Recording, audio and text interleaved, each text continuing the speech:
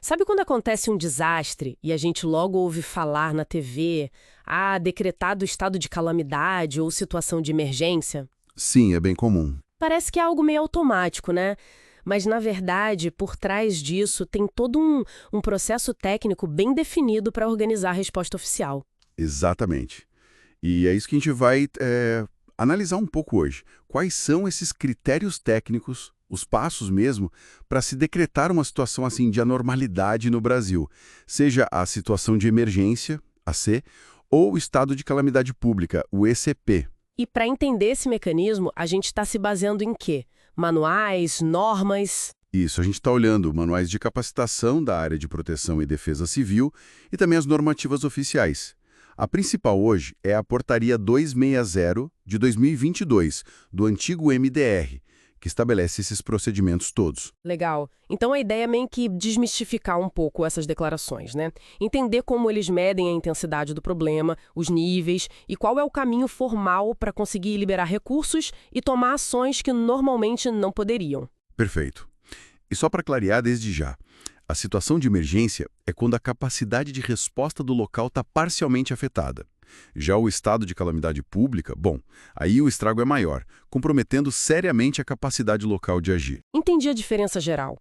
Mas quem é que bate o martelo? Quem pode decretar isso oficialmente? É o prefeito? Olha, em regra sim, a competência principal é do chefe do executivo municipal, o prefeito. A portaria 260 e os manuais deixam isso bem claro. Então começa no município. Começa no município, mas claro, tem exceções. O governador do estado pode decretar, por exemplo, se o mesmo desastre pegar vários municípios ao mesmo tempo, sabe? Faz sentido. Ou então, se a própria estrutura administrativa do município estiver tão detonada pelo desastre que ele nem consegue mais funcionar direito para fazer a decretação, aí o estado pode assumir. Tá, e o que dispara essa necessidade? Qual é o gatilho para começar todo esse processo de decretar a CEI ou SCP? O gatilho é o próprio desastre, né? Quando ele acontece e cria uma situação que exige medidas administrativas fora do normal, excepcionais, para poder responder aos danos e começar a recuperação. E quem entra em campo primeiro para avaliar isso? Quem está na ponta é a Coordenadoria Municipal de Proteção e Defesa Civil, a famosa COMPIDEC. É a COMPIDEC que tem que registrar o evento no S2ID. S2ID, o que é isso? Ah, boa pergunta. S2ID é o Sistema Integrado de Informações sobre Desastres. É uma plataforma online do governo federal. Ah, tá. Um sistema para registrar tudo. Exato. A Combitec registra lá, elabora um parecer técnico avaliando o tamanho do impacto, os danos, e aí recomenda para o prefeito. Olha, prefeito, aqui cabe uma situação de emergência, ou a coisa está feia, é caso de calamidade pública. E já indica o nível do desastre.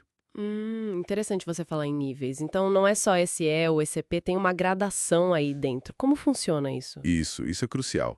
A Portaria 260 define 3 níveis de intensidade. Vamos ver cada um. Primeiro tem o nível I, é o de pequena intensidade. Aqui, o município ele consegue restabelecer a normalidade com os próprios recursos, sabe? Talvez precise de umas medidas administrativas diferentes, mas ele dá conta. E aí declara o quê? Declara situação de emergência, SE. E um detalhe importante do nível I. Basta registrar no S2ID. Não precisa pedir reconhecimento para o Estado ou para a União. É uma gestão mais local mesmo. Entendi. Nível I é tipo, a gente resolve aqui, mas tem que ficar documentado no sistema. Exatamente. Aí vem o nível 2, de média intensidade. Aqui a coisa já aperta um pouco.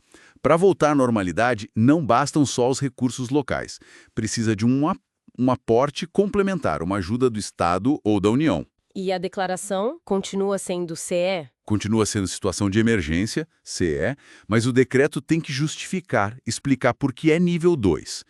E nesse caso, o município pode pedir o reconhecimento para o Estado ou para a União para tentar conseguir essa ajuda extra. Certo. Nível 1, local. Nível 2, já busca ajuda fora. E o último? O último é o nível 3, de grande intensidade. Esse é o cenário mais grave, né? O funcionamento das instituições locais, tipo prefeitura, hospital, está substancialmente comprometido. Nossa. Aí a resposta exige uma ação coordenada dos 3 níveis de governo: municipal, estadual, federal. Às vezes até ajuda internacional pode ser necessária. E, nesse caso, a declaração muda. Muda. Aqui se declara Estado de Calamidade Pública, ECP. O decreto também tem que ter a justificativa bem clara e, claro, o município pode, e geralmente deve, solicitar o reconhecimento estadual e federal para mobilizar todo o apoio possível. Entendido. Nível I, SE local. Nível 2, SE com pedido de ajuda. Nível 3, ECP, situação gravíssima. E como funciona na prática esse registro todo e o pedido de ajuda federal para os níveis 2 e 3? Você falou do S2ID. Isso, o S2ID é a chave. É a plataforma online que centraliza tudo. E dentro dele, o documento mais importante é o FID. FID, outra sigla. São algumas, né? FID é o Formulário de Informações do Desastre. Pensa nele como se fosse a identidade do desastre. Ah, tipo um relatório padrão? Exato. Ele junta os dados essenciais: qual município foi atingido, qual foi o tipo de desastre, e para isso se usa um código padrão, chamado COBRAD. COBRAD? Classificação e Codificação Brasileira de Desastres. Ajuda a padronizar a informação. O FID também traz data, local exato, causas, efeitos e o principal, o levantamento dos danos. Danos humanos, materiais, ambientais e também os prejuízos econômicos, tanto públicos quanto privados. Uau, é bem detalhado então. Sim, e precisa ser, porque é com base nesse formulário que a ajuda federal vai ser analisada e, se for o caso, liberada. Padronizar agiliza tudo. Faz sentido. E essa declaração de CEL ou EACP, ela tem prazo ou fica valendo até tudo voltar ao normal? Não, tem prazo sim. Tanto o decreto do município quanto o reconhecimento federal têm validade máxima de 180 dias, 6 meses. E se depois de 6 meses a situação ainda estiver ruim? Existe um outro procedimento para chamar as ações de emergência. Aí o município pode avaliar, decretar novamente a situação de anormalidade e solicitar um novo reconhecimento. Mas, claro, tem que apresentar novos dados, um novo FID, justificando por que a situação ainda persiste. E tem outro prazo importante. Para conseguir o reconhecimento federal, que libera recursos e apoio da União nos casos de nível 2 e 3, o município tem que correr. O pedido no S2ID tem que ser feito em até 10 dias corridos. 10 dias a partir de quando? Depende. Se for um desastre súbito, tipo uma enchente rápida, são 10 dias da ocorrência. Se for um desastre gradual, como uma seca que vai se instalando, são 10 dias a partir da publicação do decreto municipal. Entendi. E o que precisa mandar junto com esse pedido? Precisa anexar a documentação toda no S2ID. Um ofício formalizando o pedido, cópia do decreto publicado, o FID preenchido, claro, o parecer técnico da Comped, que recomendou a decretação, e também um relatório fotográfico georreferenciado. Fotos que mostrem os estragos com a localização certinha. Bastante coisa. Ok, então, só para a gente fixar as siglas principais que apareceram aqui. SE é a situação de emergência, usada nos níveis I e 2. Isso. ESP é o estado de calamidade pública, para o nível 3, o mais grave. Perfeito. S2ID é o sistema online onde tudo isso é registrado. O centralizador. FID é aquele formulário detalhado, a identidade do desastre. Exato. E COMPED é a defesa civil do município, quem faz a primeira avaliação e recomendação. Isso aí. Fechou o ciclo das siglas importantes nesse processo. Então, resumindo a história toda. Acontece o desastre, a Defesa Civil Municipal, com o PDEC, vai lá, avalia e recomenda para o prefeito. O prefeito decreta SE ou SP, dependendo da intensidade, nível 1, 2 ou 3. Tudo isso é registrado no sistema S2ID, usando o formulário FID. E se a situação for mais grave, nível 2 ou 3, o município corre para pedir o reconhecimento federal e conseguir mais ajuda. É isso.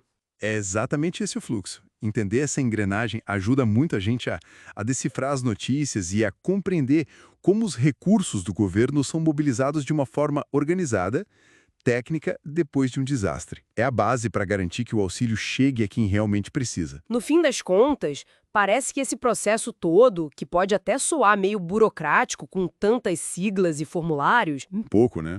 mas ele é a tentativa de colocar ordem no caos inicial, né, e direcionar a ajuda com base em critérios técnicos, não no improviso. Precisamente. É a estrutura técnica trabalhando para organizar a resposta.